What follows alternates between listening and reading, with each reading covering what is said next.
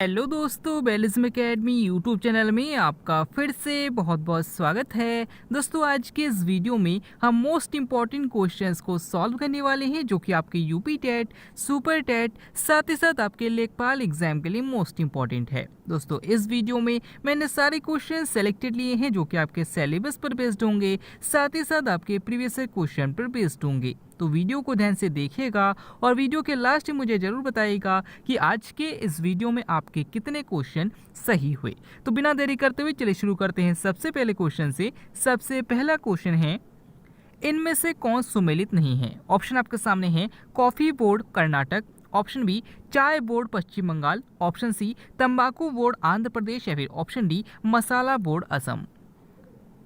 इसका सही आंसर हो जाएगा ऑप्शन डी मसाला बोर्ड असम। दोस्तों, याद रखिए कि कॉफ़ी बोर्ड का मुख्यालय कर्नाटक में है, बिल्कुल सही है। चाय बोर्ड का मुख्यालय पश्चिम बंगाल में है, ये भी बिल्कुल सही है।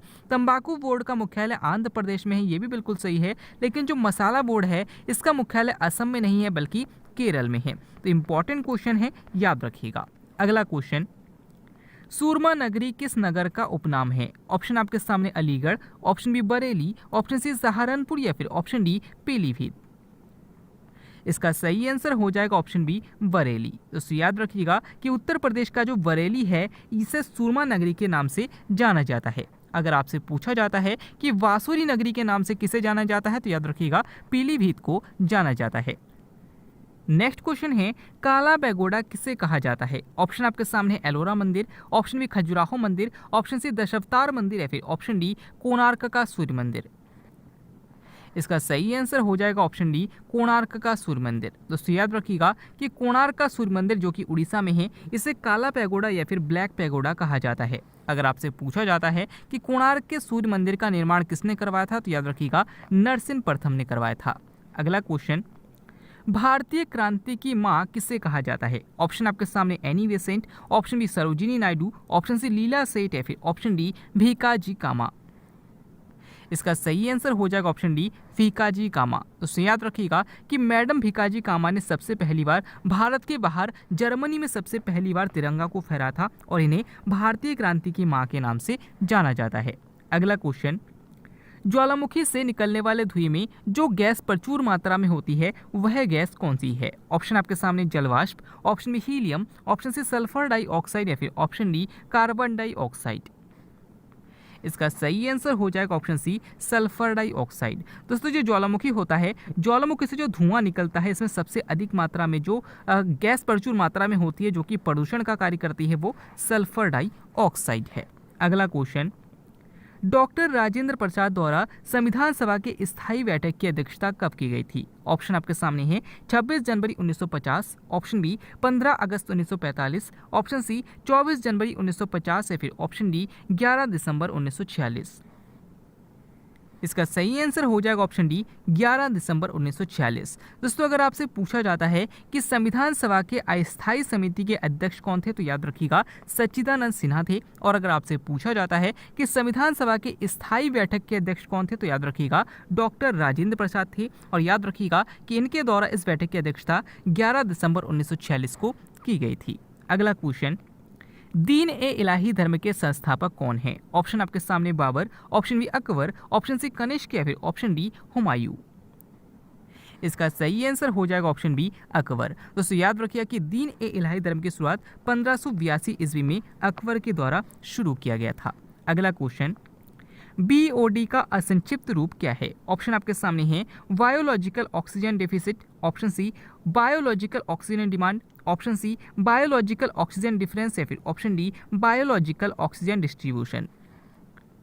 इसका सही आंसर हो जाएगा option B biological oxygen demand. दोस्तों, याद रखिएगा कि जब किसी नदी पर बहुत अधिक ऐसे पौधे उग जाते हैं जो कि नीचे के पानी से सारे ऑक्सीजन को चूस लेते हैं तो नीचे की जितने भी पानी है उसमें ऑक्सीजन की कमी हो जाती है और इसके नीचे के जीव जो है वो मरने लगते हैं। यानी कि इस ऑक्सीजन की कमी को बायोलॉजिकल ऑक्सीजन डिमांड कहा जाता है और इसे संक्षिप्त रूप में बीओडी कहा जाता है।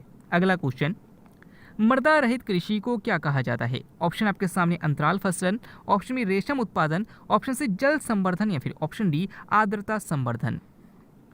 इसका सही आंसर हो जाएगा ऑप्शन सी, जल संवर्धन। दोस्तों याद रखिएगा कि जब ऐसी कृषि की जाती है जहां पर पानी में ही सारे प्रौद्योगिकी से कृषि की जाती है, उसमें कोई भी मिट्टी का यूज़ नहीं होता, इस पानी में ही सारे ऐसे पदार्थ मिला दिए जाते हैं जो कि एक पौधे के लिए आवश्यक है, और इसी को जल संवर्धन या फिर हाइड्रोपोनिक्स कहा जाता है।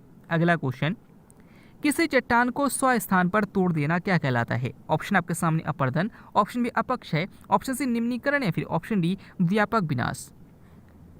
इसका सही आंसर हो जाएगा ऑप्शन बी, अपक्षय। दोस्तों अगर कोई भी मिट्टी का कण है, अगर वो अपने ही स्थान पर टूट टूट कर गिरने लगता है तो उसे अपक्षय कहा जाता है। अगला क्वेश्चन, किसान दिवस कब मनाया जाता है? ऑप्शन आपके सामने 23 दिसंबर, ऑप्शन बी 22 मार्च, ऑप्शन सी 20 मार्च या फिर ऑप्शन डी 16 सितंबर। इसका सही आंसर हो जाएगा ऑप्शन ए, 23 दिसंबर। दोस्तों याद रखिएगा कि किसान दिवस 23 दिसंबर को मनाया जाता है। अगर आपसे पूछा जाता है कि विश्व जल दिवस कब मनाया जाता है तो याद रखिएगा 22 मार्च को मनाया जाता है। अगर आपसे पूछा जाता है कि विश्व गौरिया दिवस कब मनाया जाता है तो याद रखिएगा 20 मार्च को मनाया जाता है, और अंतर्राष्ट्रीय ओजोन दिवस 16 सितंबर को मनाया जाता है। अगला क्वेश्चन, भारतीय संविधान के किस अनुसूची में भाषाओं का उल्लेख है? ऑप्शन आपके सामने पहली, ऑप्शन बी 10वीं, ऑप्शन सी 8वीं या फिर ऑप्शन डी 12वीं। इसका सही आंसर हो जाएगा ऑप्शन सी, 8वीं। दोस्तों याद रखिए कि भारतीय संविधान के 8वीं अनुसूची में और भाग 17 में भाषाओं का उल्लेख है। अगर आपसे पूछा जाता है कि भारतीय संविधान में कितने भाषाओं का उल्लेख है तो याद रखिएगा 22 भाषाओं का उल्लेख है। अगला क्वेश्चन, पहली डाक टिकट कहाँ जारी की गई थी? ऑप्शन आपके सामने Haldia, option B Karachi, option C Mumbai या फिर ऑप्शन डी वाराणसी। इसका सही आंसर हो जाएगा ऑप्शन बी, कराची। दोस्तों याद रखिएगा कि पहली डाक टिकट जो जारी की गई थी वो कराची में जारी की गई थी। अगर आपसे पूछा जाता है कि विश्व डाक दिवस कब मनाया जाता है तो याद रखिएगा 9 अक्टूबर को मनाया जाता है। अगला क्वेश्चन, ब्लड कैंसर को आमतौर पर किस नाम से जाना जाता है? ऑप्शन आपके सामने leukaemia, option B anaemia, option C leucoderma या फिर ऑप्शन डी ल्यूकेपीनिया। इसका सही आंसर हो जाएगा ऑप्शन ए, ल्यूकेमिया। दोस्तों जब हमारे शरीर में WBC की मात्रा बढ़ जाती है तो इसको ल्यूकेमिया कहा जाता है, और इसे ब्लड कैंसर के नाम से भी जाना जाता है। अगला क्वेश्चन, एशिया की रीढ़ किसे कहा जाता है? ऑप्शन आपके सामने हिमालय, ऑप्शन बी कुनलुन पर्वत, ऑप्शन सी अराकानी उमा या फिर ऑप्शन डी गोलन की पहाड़ियां। इसका सही आंसर हो जाएगा ऑप्शन बी, कुनलुन पर्वत। दोस्तों याद रखिएगा कि कुनलुन पर्वत को एशिया की रीढ़ के नाम से जाना जाता है। अगला क्वेश्चन, आंसुओं में कौन सा पदार्थ घुला रहता है? ऑप्शन आपके सामने sucrose, option B ptyalin, option C urochrome या फिर ऑप्शन डी लाइसोजाइम। इसका सही आंसर हो जाएगा ऑप्शन डी, लाइसोजाइम। दोस्तों याद रखिए कि हमारे आंसू में लाइसोजाइम नाम का पदार्थ होता है, और इसी कारण जब हमारी आंख में कोई भी कीड़ा पहुंच जाता है तो वो तुरंत मर जाता है, क्योंकि वो लाइसोजाइम के संपर्क में आता है। अगला क्वेश्चन, जल में घुलनशील विटामिन कौन सा है? ऑप्शन आपके सामने retinol, option B phylloquinone, option C thiamine या फिर ऑप्शन डी टोकोफिरॉल। इसका सही आंसर हो जाएगा ऑप्शन सी, थायमिन। दोस्तों याद रखिएगा कि विटामिन बी और विटामिन सी दो ऐसे विटामिन हैं जो कि जल में घुलनशील है, और आपको पता है कि विटामिन बी का रासायनिक नाम थायमिन है, यानी कि यहाँ पर जो ऑप्शन सी है सही हो जाएगा, ये जल में घुलनशील है। अगला क्वेश्चन, मच्छरों को भगाने वाली दवाइयों को बनाने में क्या मिलाया जाता है? ऑप्शन आपके सामने एथिलीन, ऑप्शन बी एलिथ्रिन, ऑप्शन सी एसिटिलीन या फिर ऑप्शन डी सल्फेनिक अम्ल। इसका सही आंसर हो जाएगा ऑप्शन बी, एलिथ्रिन। दोस्तों याद रखिएगा कि मच्छरों को भगाने वाली दवाइयों को बनाने में उसमें एलिथ्रिन मिलाया जाता है। अगर आपसे पूछा जाता है कि फलों को पकाने में किसका प्रयोग किया जाता है तो याद रखिएगा कि एथिलीन और एसिटिलीन का प्रयोग किया जाता है। अगला क्वेश्चन, कौन सा जीव पक्षी वर्ग में नहीं आता है? ऑप्शन आपके सामने तोता, ऑप्शन बी कौवा, ऑप्शन सी चील या फिर ऑप्शन डी चमगादड़।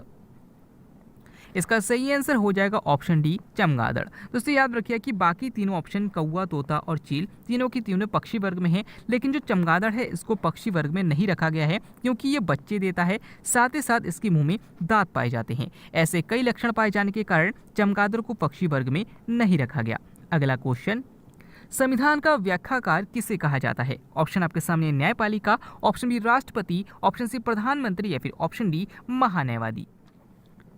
इसका सही आंसर हो जाएगा ऑप्शन ए, न्यायपालिका। दोस्तों याद रखिएगा कि न्यायपालिका को भारतीय संविधान का व्याख्याकार या भारतीय संविधान का अंग रक्षक कहा जाता है। अगला क्वेश्चन, लाल चने में कौन सा एंजाइम मिलता है? ऑप्शन आपके सामने urease, option B zymase, option C lipase या फिर ऑप्शन डी। इसका सही आंसर हो जाएगा ऑप्शन ए यूरिएस। दोस्तों याद रखिए कि लाल चने में यूरिएस एंजाइम पाया जाता है। अगर आपसे पूछा जाता है कि ईस्ट में कौन सा एंजाइम पाया जाता है जिसे हिंदी में खमीर कहा जाता है, इसमें कौन सा एंजाइम पाया जाता है, तो याद रखिएगा इसमें जाइमेस एंजाइम पाया जाता है। अगला क्वेश्चन, सबसे तेज बहने वाली महासागरीय धारा कौन सी है? ऑप्शन आपके सामने है गल्फ स्ट्रीम जलधारा, ऑप्शन बी वेंगुएले जलधारा, ऑप्शन सी अगुलहास जलधारा या फिर ऑप्शन डी क्यूरोशियो जलधारा। इसका सही आंसर हो जाएगा ऑप्शन ए गल्फ स्ट्रीम जलधारा। तो याद रखिएगा कि अटलांटिक महासागर में बहने वाली जो गल्फ स्ट्रीम जलधारा है ये सबसे तेज बहने वाली महासागरीय धारा है। अगर आपसे पूछा जाता है कि किस महासागरीय जलधारा को जापान की काली धारा कहा जाता है, तो याद रखिएगा कि क्यूरोशियो की जलधारा, इसका रंग गहरा नीला होने के कारण इसे जापान की काली धारा भी कहा जाता है। अगला क्वेश्चन, ग्लोबल 500 पुरस्कार किस क्षेत्र में दिया जाता है? ऑप्शन आपके सामने विज्ञान, ऑप्शन बी पर्यावरण, ऑप्शन सी औषधि या फिर ऑप्शन डी खेलकूद। इसका सही आंसर हो जाएगा ऑप्शन बी पर्यावरण। दोस्तों याद रखिए कि ग्लोबल 500 पुरस्कार जो दिया जाता है वो पर्यावरण के क्षेत्र में दिया जाता है और जो भूमंडलीय 500 पुरस्कार है वो औषधि के क्षेत्र में दिया जाता है। अगला क्वेश्चन, पौधे के किस भाग से जूट तंतु प्राप्त होता है? ऑप्शन आपके सामने जड़, ऑप्शन बी बीज, ऑप्शन सी तना या फिर ऑप्शन डी पुष्प। इसका सही आंसर हो जाएगा ऑप्शन सी तना। दोस्तों याद रखिएगा कि अगर आपसे पूछा जाता है कि जूट तंतु किससे प्राप्त होता है तो तने से प्राप्त होता है। अगर आपसे पूछा जाता है कि अफीम किससे प्राप्त होता है तो याद रखिएगा पुष्प से प्राप्त होता है। और अगर आपसे पूछा जाता है कि कपास किससे प्राप्त होता है तो याद रखिएगा बीज से प्राप्त होता है। ये तीनों क्वेश्चन बार बार पूछे जाते हैं, याद रखिएगा। अगला क्वेश्चन, सबसे तेजी से दौड़ने वाला पक्षी कौन सा है? ऑप्शन आपके सामने गुंजन, ऑप्शन बी फाख्ता, ऑप्शन सी मोर या फिर ऑप्शन डी ऑस्ट्रिच। दोस्तों इस क्वेश्चन के आंसर आपको हमें कमेंट के द्वारा बताना है। आज के वीडियो में आपके कितने क्वेश्चन सही हुए, साथ ही साथ आज का वीडियो आपको कैसा लगा कमेंट बॉक्स में जरूर बताइएगा। हमारी मेहनत आपको कैसे लगी कमेंट बॉक्स में जरूर बताइएगा। अगर आप फेसबुक पेज और टेलीग्राम ग्रुप को ज्वाइन करना चाहते हैं तो डिस्क्रिप्शन में लिंक दिया गया है, वहाँ से आप ज्वाइन कर सकते हैं। मिलते हैं अगले वीडियो में, तब तक के लिए देखते रहिए, सीखते रहिए।